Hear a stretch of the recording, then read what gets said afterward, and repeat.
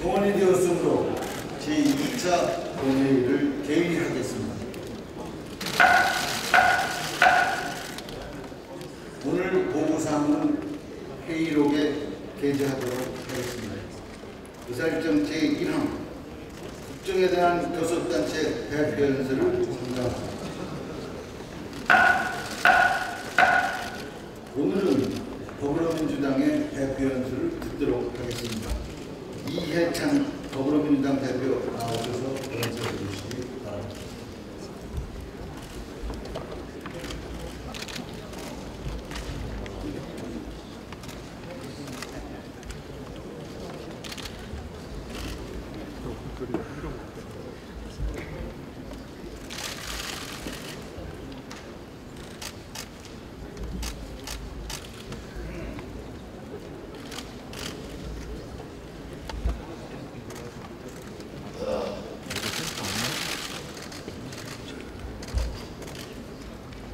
존경하는 국민 여러분, 해외 국회의원, 민주당 의원님과 선대 동료회원 여러분, 이낙연 대통령과 국회의원 여러분, 더불어민주당 당대표 이해찬입니다.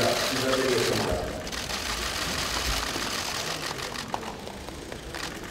올해는 정부 수립 70주년, 분단 70주년입니다. 내년은 3.1운동 100주년에 대한민국 건국 100주년이 됩니다. 올해와 내년은 한반도시의 매우 성대한 일입니다. 지금 우리는 냉전의 후레를 벗고 평화와 번영의 한반도 시대를 열 수 있는 분기점에 서 있습니다. 돌이켜보면 우리 근현대사는 도전과 웅변의 역사였습니다. 일제의 강자의 침탈에 맞선 의견 활동은 1619년 3.1운동과 민주정부 수립으로 이어졌고 수많은 권력을 이겨내어 26년 만에 광복을 쟁취했습니다. 잠깐의 기쁨은 참혹한 동족 상잔의 비극으로 이어졌지만 우리는 다시 힘을 냈습니다. 국제사회의 원조와 지원에 힘입었지만 세계에서 가장 부지런하고 성실한 국민으로 살았습니다. 그 결과 제2차 세계대전 이후 가장 경제적으로 성공한 나라가 되었습니다. 민주주의 발전은 세계의 교과서가 되었습니다. 이승만 독재에는 4.19 혁명으로, 박정희 전두환 독재에는 부마 함께 5.18 필요운동, 60 항쟁으로 대응했습니다. 지난해에는 세계가 경탄하는 촛불혁명으로 정권을 교체했습니다. 민주주의가 전탑되고 풍요로운 경제를 꽃피워낸 위대한 국민의 나라로 발전했습니다. 이처럼 빛이 있었으나 어둠도 있었습니다. 한가의 기적과 IMF 위기 극복의 영광 뒤에는 소외와 배제, 차별과 특권이 자라고 있었습니다. 전체 근로자의 3분의 1에 달하는 비정규직은 같은 일을 하는 정규직에 비해 70% 이하의 임금을 받고 있습니다. 국토의 12%에 불과한 수도권에 인구의 절반 이상과 대기업 1000개 중 75%가 몰려 있습니다. 지방 소멸전에 시달리고 있습니다. 앞으로 30년 내에 3,500개 읍면 중에서 40%가 없어진다는 진단도 나왔습니다. 출산율도 알려지고 있습니다. 지난해 1.05명을 기록한 출산율은 올 1분기에는 0.97명으로 하락을 했습니다. 세계 민주주의 역사를 다시 쓴 촛불혁명이지만 이를 불러온 것은 소수의 집권들이 정부를 마비시킨 국정농단 사태였습니다. 사회 전체의 역동성이 약화되고 있습니다. 개천에서 예민한 시대는 이제 과거의 추억이 되었습니다. 위대한 시민의 힘이 넘치는 자랑스러운 대한민국인데 사회 곳곳이 불안과 불신의 벽에 막혀 있습니다. 우리 청년들은 이 나라를 헬조선이라고 스스로 비우고 있습니다. 우리가 나아갈 길은 어디입니까? 21세기 대한민국에서 국가란 무엇입니까? 가장 큰 문제는 국가와 사회에 대한 불신과 절망입니다. 갈수록 굳어지는 사회 경제적 불평등 구조를 해결해야 할 희망을 갖고 있지 못하고 있습니다. 다시 시작해야 합니다. 나라다운 나라를 만들어야 합니다. 자유롭고 정의로운 민주주의 국가를 만들어야 합니다. 경제적 풍요를 넘어 국민 100개 만들어내야 합니다. 유권자로서 자랑스럽게 참여할 수 있는 민주적이고 유능한 정치, 내 노력과 후회 미래에 공정하게 분배받고 대우받는 경제, 삶의 전 주기에서 편안하고 안심하며 살 수 있도록 보호받는 사회, 자율과 참여 속에 내 삶이 풍요로운 지역 공동체, 평화와 협력 속에 함께 발전하는 한반도, 이것이 다음 세대에게 우리가 물려줘야 할 우리의 약속입니다. 지난 3월 문재인 대통령께서 제출한 헌법 개정안은 나라다운 나라를 이렇게 정의하고 있습니다. 국민의 자유와 안전, 인간다운 삶을 보장해주는 나라, 국민의 참여와 의사가 반영되는 나라, 더 정의롭고 공정한 그리고 중앙과 지방이 함께 잘 사는 나라. 그렇습니다. 복지국가, 공정사회, 한반도 평화를 외쳤던 촛불혁명이 요구하는 대한민국의 새로운 모습입니다. 존경하는 선배 동료 의원 여러분, 미국의 저명한 학자 아담 셰버스키는 어떤 사회가 한 단계 도약하는 과정에서 사회경제 비용이 급격하게 증가하는 현상을 전환의 계곡이라고 설명했습니다. 그렇습니다. 여러에는 고통이 다릅니다. 대한민국이 나라다운 나라가 되기 위해서는 한동안 견뎌 내의 고통스러운 전환기를 지나야 합니다. 촛불혁명이 요구하는 개혁의 성공을 거두기 위해서는 이 전환기를 헤쳐나갈 광범위한 사회적 합의, 협치가 필요합니다. 우리가 진정한 선진국가가 되기 위해서는 공동체를 사랑하는 연대의 정신으로 진정한 협치, 사회적 대화를 성공시켜야 합니다. 모두가 힘을 다해 합쳐야 합니다. 존경하는 선배 동료의 여러분, 제가 생각하기로는 앞으로 20년 정도 우리가 해결해야 할 과제가 크게 5가지 정도가 있는 것 같습니다. 첫 번째는 국민의 최소한의 삶을 보장하며 4차 산업혁명 시대에 새로운 경제적 번영을 누릴 통작 동력을 마련하는 것입니다. 두 번째는 소상공인과 자영업자들의 어려움을 해소하고 의뢰의 눈물을 닦아주는 노력도 사회통합을 위해 매우 중요합니다. 세 번째는 지난 100년 동안의 불공정 현장화 과정에서 쌓인 사회 곳곳의 작태를 청산하고 불공정한 사회 질서를 바로잡는 일입니다. 넷째는 국토의 균형 있는 발전과 삶의 공간으로서 지역 공동체를 활성화시키는 균형 발전 자치 분권입니다. 마지막으로는 한반도 분단 시대를 마감하고 평화와 번영의 한반도 평화 경제 시대를 여는 과제가 있습니다. 혁신과 계획은 평균보다 더 어렵다고 합니다. 이들 5가지 주제를 중심으로 대한민국의 미래를 위한 새로운 길을 하나씩 살펴보겠습니다. 우리 시대의 해결의 5가지 과제 중에서 핵심은 역시 경제입니다. 1948년 정부 수립 이래 우리 국민은 쉼없이 일했습니다. 수많은 인권 문제, 부의 양극화, 수도권 집중 현상이 벌어졌지만 내일은 오늘보다 더 나을 것이라는 기대감으로 정말 열심히 살았습니다. 그 결과 한강의 기적을 만들어냈습니다. 이는 경제부 때는 소득 1만 달러를 돌파하고 우리 시대에 가입했습니다. 하지만 거기까지였습니다. 기적 같은 성공의 끝에는 혹독한 청구서가 날아왔습니다. 단지 특혜와 몸집 불리기로 성장했던 대기업들이 일시에 무너졌습니다. 선진 기술의 모방과 합숙으로 이루어졌던 성장의 한계가 찾아왔습니다. 1997년 아시아 외환위기를 겪은 나라 중에 위기를 극복하고 소득 3만 달러에 도달한 나라는 우리나라뿐입니다. 대부분의 중남미국가, 동남아 국가들은 불평등 극복과 혁신 성장을 해내지 못해서 성장이 정체되고 말았습니다. 흔히 말하는 중진국의 감정에 멈춰서 버렸습니다.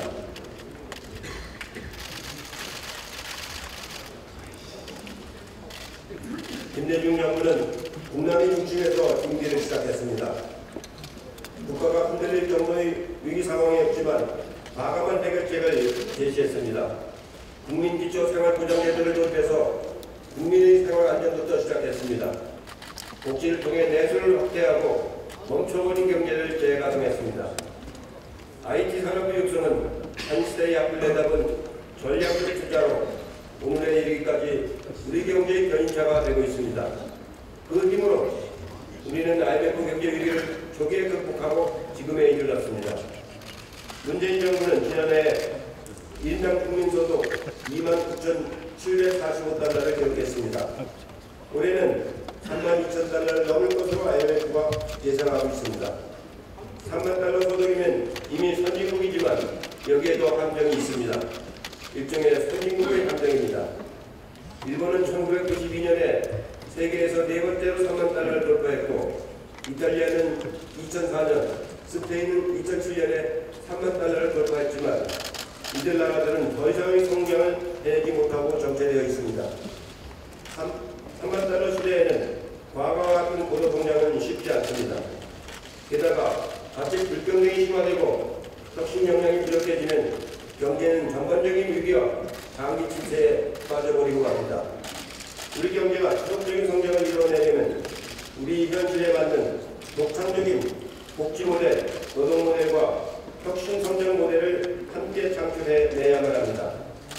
소득주도 성장, 혁신 성장, 공정경제를 이루어진 문재인 정부의 포용적 성장 모델은 대한민국 경제의 새로운 패러다임이 되어 국민소득 4만 달러 시대를 열게 할 것입니다.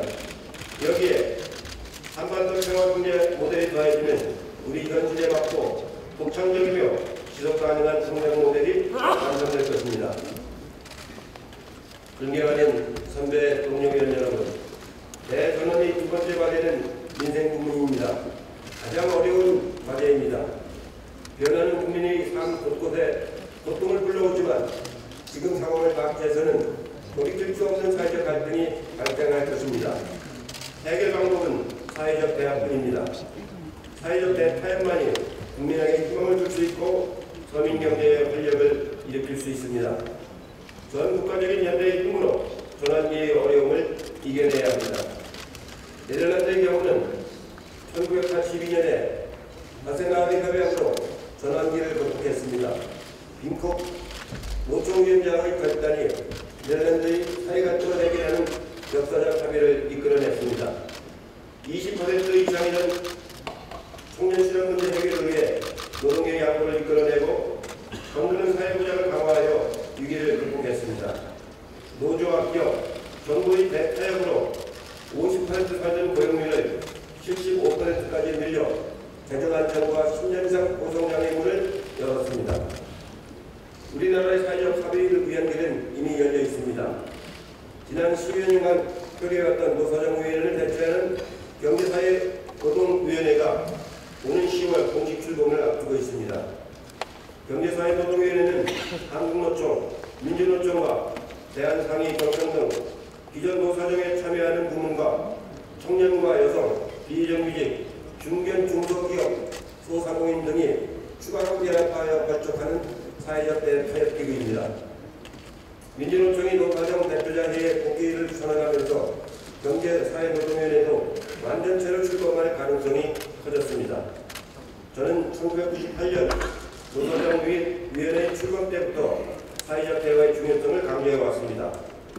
이제 당대표 직속으로 민생연덕회의를 가동하겠습니다. 현장 중심의 대화로 의리 눈물을 가꿔주었던 을지로 위원회의 경험과 관심을 바탕으로 사회적 대화를 지원하겠습니다. 민생연덕회의는 민생부문 대표, 당내 인사, 전문가들이 참여하여 합의된 대회의제는 당론화해서 정부 정책으로 반영하게 될 것입니다. 연석회의 안에 소상공인, 자영업 특별위원회를 설치해서 시급한 문제, 입법화가 필요한 의제부터 집중해서 논의하겠습니다.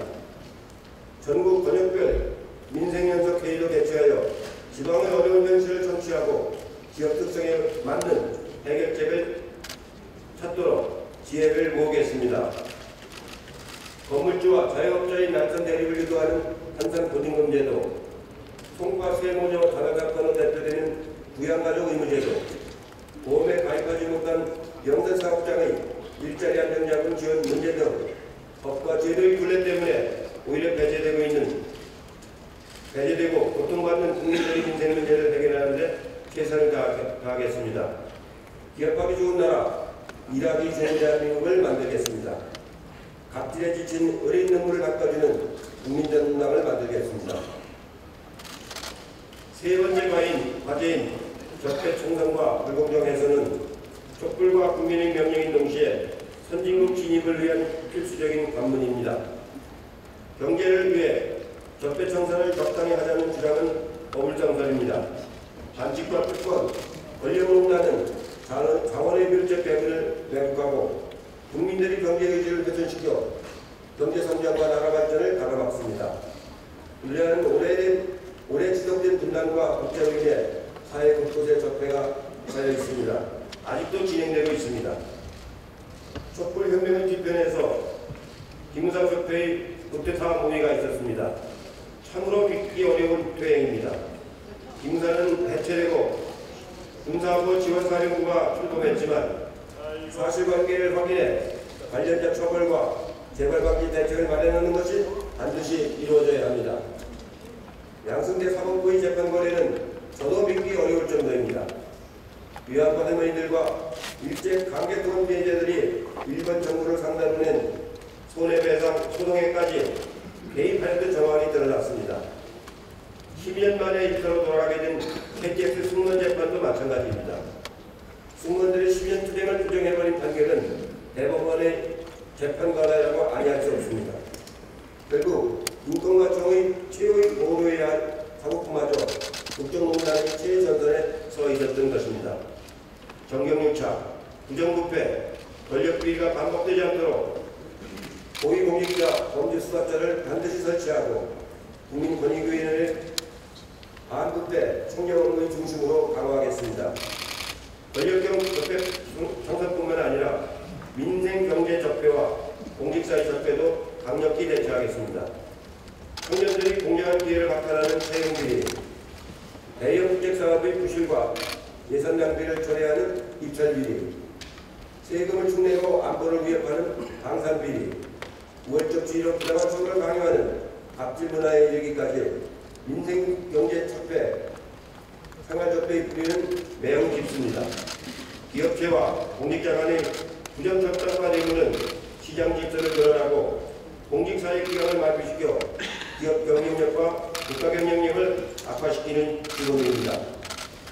노임착취, 부실공사, 대형 사업으로 이루어진 민관 유착형 건설 적폐는 국민의 생명과 안전을 위협하고 국가 재정을 축내는 범죄 행위입니다. 부정부패 척결 없이 선진국으로 갈 수 없습니다. 선진국들은 모두 불관용의 원칙을 적용하고 있습니다. 이제 우리도 법을 지키는 손해 본다는 인식부터 바로잡아야 합니다. 국민의 눈높이에 맞는 새로운 정책과 제도, 행동 기준을 만들겠습니다. 대전환의 시대 지속 가능한 성장을 위한 네 번째 과제는 자치 분권과 균형 발전입니다. 지난 4월 우리의 압축 성장은 중앙 주권적 성장이었습니다. 그 결과 서울과 수도권은 과밀한 고통으로 몸살을 앓고 있고 지방은 소멸론의 위기 속에 정체되어 있습니다. 2015년 기업의 채용 공모를 분석하여 보니 서울이 41%, 인천과 경기를 합치면 일자리 공고 중에서 74%가 수도권 일자리였습니다. 결국 지방 인재들은 수도권으로 몰리고 지방은 더욱 공동화되고 있습니다. 이를 해결하기 위해 문재인 정부는 연방제에 준하는 지방 분권을 추진하고 있습니다. 먼저 지방정부의 역량을 높여야 합니다. 재정 문제부터 풀겠습니다. 국세와 지방세 비율을 7대3으로 계산하고 중장기적으로는 6대4까지 나아가도록 하겠습니다. 지방이양일발법을 제정하여 중앙사무를 획기적으로 지방으로 이양하도록 하겠습니다. 그리고 지방정부가 조직과 입법, 행정권에서 기업 특성에 맞는 독창적이고 과감한 정책을 펼칠 수 있도록 지방자치권을 확대하겠습니다. 지방경제 활력을 줄 특별한 정책도 정부와 협의해서 마련하겠습니다. 참여정부에서 시작된 혁신도시 건설에 더욱 집중하겠습니다.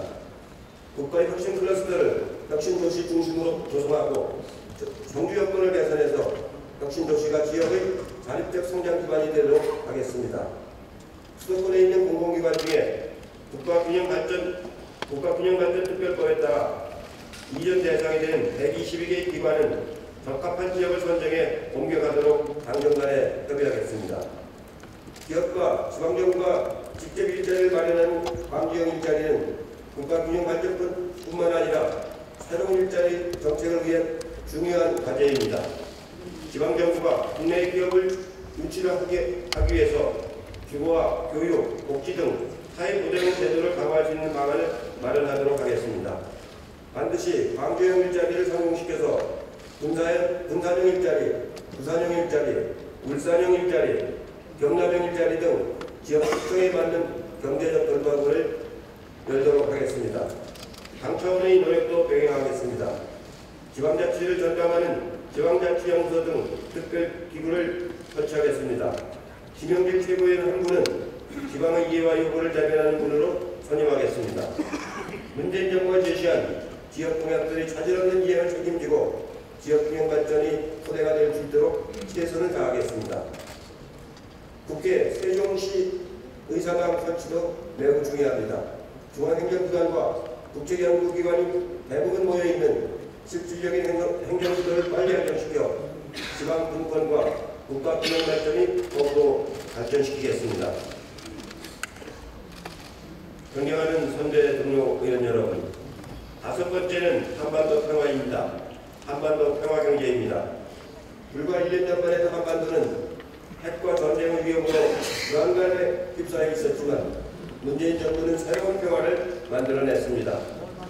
그리고 광복절에 문재인 대통령께서는 동아시아 철도공정제 구축을 제안하셨습니다.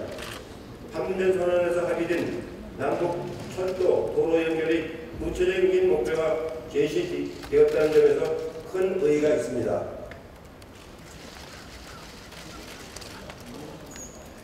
한반도를 넘어 동아시아 전체의 공동 번영을 지향하는 이러한 제안은 평화가 경제를 이끌고 경제가 다시 평화를 굳건히 하는 한반도 평화경제 모델의 출발점이 될 것입니다. 내일이면 대통령님이 대북 특사가 평양을 방문합니다. 그리고 이번 정부의 3번째 남북 정상회담이 9월 중에 개최될 예정입니다. 가장 좋은 점은 정부 임기가 충분히 남아있다는 것입니다. 앞선 정상들은 임기를 얼마 안 남겨놓고 진행되어 중대한 합의는 있었지만 실행할 시간이 부족했습니다. 국민의 여망으로 금강산 관광과 개성공단이 문을 열었지만 보수 정권 10년 동안의 사후 불신과 국회 문제에 가로막혀 중단되었습니다. 특히 개성공단의 폐쇄는 대단히 뼈아픈 일입니다. 123개 입주기업과 5천여 협력업체에 엄청난 피해를 입혔습니다. 다시는 이런 피해를 반복해서는 안 됩니다. 개성공단 정상화를 위해 민주당이 앞장서겠습니다. 민주당은 70년 분단 시대를 이번 계기에 반드시 청산하고 평화와 번영의 한반도를 만든다는 각오로 최선을 다하겠습니다. 이미 남북과 북미 정상은 한반도의 완전한 비핵화에 합의했습니다. 남북의 긴장 완화 조치도 실질적으로 이행되고 있습니다. 상호 비방을 금지했고 군 통신선도 복구되었습니다. 평화 수역에 대한 논의도 시작되었습니다. 민주당 정부는 한반도의 당사자로서 주도적인 역할을 수행하고 있습니다. 판문점 선언을 본격적으로 이행해서 한반도 비핵화, 경제교육 협력이 동시에 진행될 수 있도록 야당을 설득하고 국민 공감대 마련에 최선을 다하겠습니다. 이를 위해 4.27 판문점 선언의 국회 비준이 꼭 필요합니다. 국회 비준은 북한의 태도 변화를 막을 역진 방지 정책이자 국민적 합의와 지지에 기반하여 대북 협동력을 높이는 데 큰 도움이 될 것입니다. 물론 미래가 밝기만 한 것은 아닙니다. 한반도 비핵화, 한반도 신경제는 동전의 양면입니다. 우리는 북한의 비핵화 의지와 그를 입증하는 실천 조치가 이 모든 논의 성패를 가늠한다는 것을 잘 알고 있습니다. 북한의 이해와 관심에 세심하게 기울이며 북미관계의 안정적인 발전을 위한 여건을 마련하는 데 노력하겠습니다. 이를 위해 당내 동북아 평화위원회를 설립해서 든든한 남북을 바탕으로 한반도 비핵화와 평화와 체제 구축을 속도감 있게 추진하겠습니다. 문재인 정부의 임기 내 반드시 결과를 만들어내도록 하겠습니다.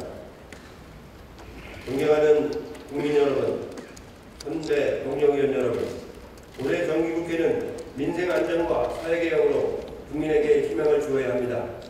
내년엔 정부 재정의 역할이 그 어느 때보다도 중요합니다. 재정이 민생의 버팀목이 되고 일자리 창출이 마중물이 되어야 합니다.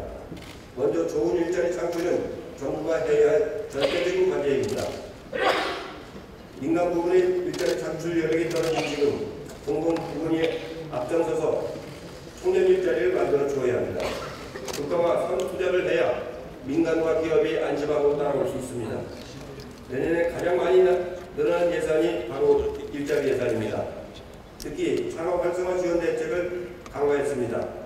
창업, 성장, 도약, 재창업의 단계적 지원을 늘리고 모험자금 확충을 위해 지원해서 민간 일자리를 확대하도록 하겠습니다.